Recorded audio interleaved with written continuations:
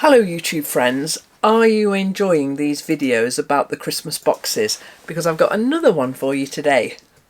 Now, you know, don't you, that I work very closely with the printers in Hexham and they've become really good friends. I like them very much. And so I asked them to print my little books and my calendars and my cards.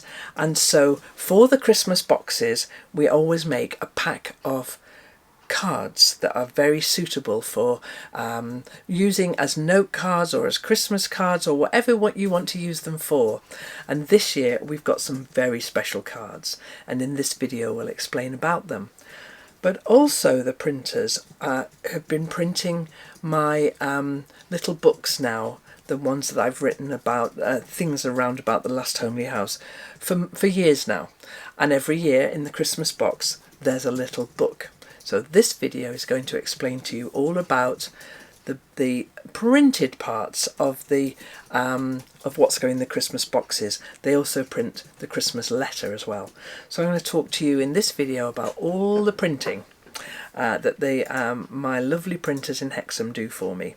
So enjoy, watch this one, and I'll see you at the end.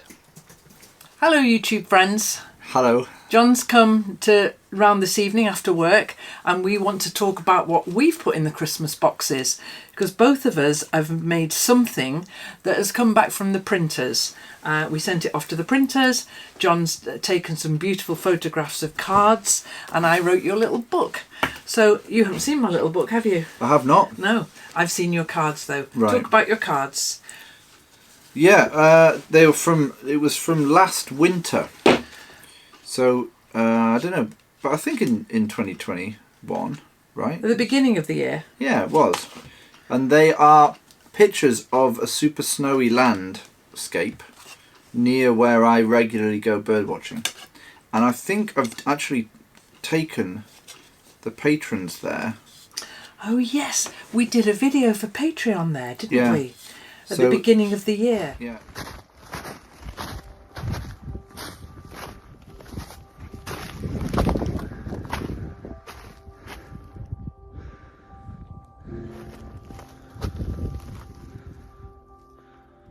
So just walk through the woods there from where I parked the car to the other side, and this is it's not really a public path, but it's open access, so you're allowed to come through. And what you see behind me here on the other side of the woods is, you can't really see now because it's all covered in snow, but it's like it's a really huge marsh, like a big wetland. So this is my normal route that I come and walk from the car to there, where we were. Generally set the telescope up and have a bit of a scan around, see if I can find anything, and then I walk along the edge of the woods and the marsh, and we'll get through to a bit that I cut through in a minute. And the edge of woodland, or the edge of habitat, is always really good for birds because they like where it fades into the next habitat. So you can see here there's, you know, some trees sticking out, and that's where often it gets a lot of light, so it means there's more insects, and then birds can come and feed here, and so this is always a good place to see stuff.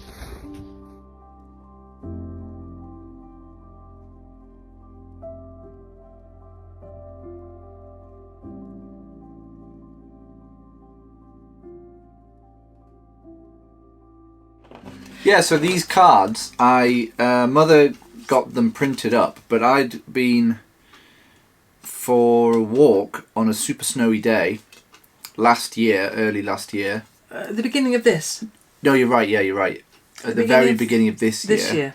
So like January time, when we had lots of snow, heavy snow. And I went for a walk up near this place where I go bird watching. This is very near the Roman wall, isn't it? It is. Hadrian's Wall. It is, yeah. And it's quite a unique peat bog, which is maybe not the sort of thing that you'd normally go and seek out for enjoyment. But I like going there because it's super quiet. It's open access land, so you're allowed to walk anywhere. But there is no footpath, so it's not like people like you ever... I've never seen anyone else there ever. Really? Never? Yeah. And you've been loads of times? Yeah, I have, yeah, go a lot. And it's quite close to the road, but it's also hidden from the road by woodland. Okay. So unless you kind of know about it, know it's there. It's not like a secret, but it's just not publicised Well, either. I think this one day that you were there, the sun was low in the sky and the snow was crisp and beautiful. I came here first, and I said to Anna, I was like, "Oh, look how nice it is out there. Look, I got to finish work a little bit early, and I was like, I'm gonna go up to Mucklemos, see if I can take some good photographs." And I was like, "Do you want to come?" She was like, "Oh no, I'm busy here." So Sorry. she didn't come. So I went up there, and there'd been a lot of snow, like a lot for us, because we're not unlike like Canada and we don't get loads and loads. We get 1 year in 10 maybe, where we get a heavy snow, but that's not even that heavy really. But this one, there had been a lot of snow, and it had settled on so you know when it's all on the boughs of the trees and it looks like super Christmassy. So it'd done that the 2 days before. And then it had melted partly, and so it was all, so when it all starts thawing and you get that like slightly depressing feeling when all the snow is melting and you can hear dripping everywhere and it's super slushy, and it's like, the crisp, fresh winter snow is over. And then the temperature dropped again and it got super cold and froze again. So all the dripping off the trees froze into icicles. So there was snow on the trees, icicles coming off the snow on the trees, and then there was all the grass was frozen and crispy. So it was a very beautiful pretty unique conditions to create that. And I use one of these as my screensaver on my computer. I like it so much. And I'm not like photography is not really like, it's not like I go out planning to take photographs, but it was a happy accident. I was out and I took like, I don't know, 12 photographs. And what I love about these is that they're blank inside, so that you could use these as letters to people. You can use them as seasonal cards if you wanted. You could use them as a Christmas card, I suppose. You could, but there's also loads of space on the inside and no writing, so that you can write all sorts. And I think we've said on the back where it is, and that you took them. So I took them and then showed Mother, and she really liked them, and then she wanted to get them printed into cards to use for this. So I'm happy that you guys can see a little bit of really beautiful Northumberland.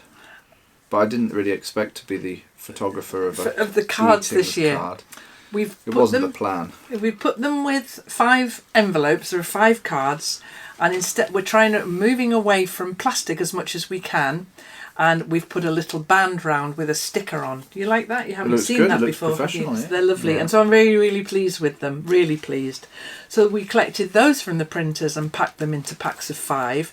And then you haven't seen this, have you? I have not. Right, well, this is the little book. Every year I write a little book that goes in the Christmas boxes since I've started doing them.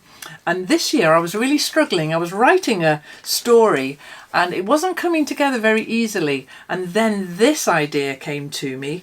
And so what you've got here is a little book called 7 Stories. Now let me explain about the cover. So the cover is it's a snap of some tiles. When I went to Lisbon, I went to the Tile Museum and I took this picture of, they're really quite damaged tiles, but they're really rather lovely. And so that's what your front cover is. And then inside here there's 7 stories and lots of photographs to illustrate them. And look at that one. Lovely. You haven't seen these, have you? I haven't, no, they're nice. Yeah, Thank they look you. Really good. So they're all sorts of little stories. You make it into one of them. You're in this story. Oh dear. Oh dear. And the printers again have done a fabulous job of printing these. And so again, keeping away from the plastic, I've put them in a little manila envelope with a green dot. Now, the theme for this year's Christmas boxes is green and gold. And so, and you know, the boxes are manila and the packing is all tied in with green and gold. So your little book will look like this and your packet of cards sit together in your box like that. And so we're going to, he's smiling at his story, aren't you? Yeah. He's just read his story. Do you remember it? I do, yeah. That little story. That was when he was a little boy. Aww. Anyway, I really enjoyed putting that book together. It's lovely, yeah. And will you come back soon and help me pack some boxes? I'll be back. Okay, and then I'll show you how these all fit into the I look forward to boxes seeing it, all together like that. I think when you open up the box and there are all these different things nestled inside there, and our 2 things are like that. Ah. Yes, John. Thank you. So we'll see John again soon. 100%. Because he's going to come and help me pack some boxes. Yeah. Thanks for making these for me. It's a pleasure. I didn't really intend to. It It was an the accidental plan, but pleasure, I think wasn't that, it? Yeah, they're. I love them. I really come do out love them. alright. And I know you're going to like them too. Well, it's nice that people all over the world could, and close to home, could see a little bit of the Yeah. unseen Northumberland. Yeah. Is this one? Is this Hadrian's Wall? No, it's all It's Mucklemoss. all Mucklemoss. Yeah. So we've not got anything of the wall. We'll go to the wall one day, Could do. and yeah, we'll could do some filming up there when it's Could nice do. weather. I love them. Thank you. So that's our printed parts of the Christmas boxes, and we're very, very pleased to be able to share them with you. Yeah, That's my boy. that's my mother. Bye. So I hope you enjoyed that video about John and I producing your Christmas cards or your seasonal cards and me making your little book. My lovely printers in Hexham. Tomorrow there's one more video coming with yet another thing that's going in the Christmas boxes. So I'll see you back then, and I hope you enjoy that one. Bye now.